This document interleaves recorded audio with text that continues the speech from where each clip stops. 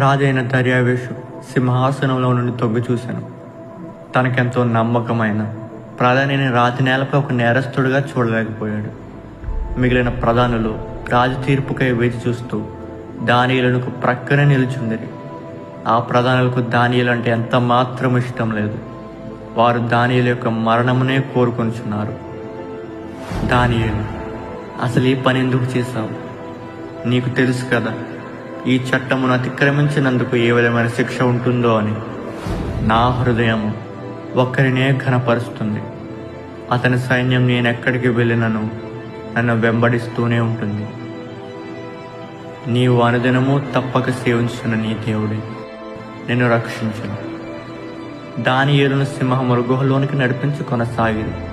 ఆ గుహ ఎంతో చీకటితో అంధకారమై ఉన్నందున దానియేలు దేనిని చూడలేకపోతున్నాడు.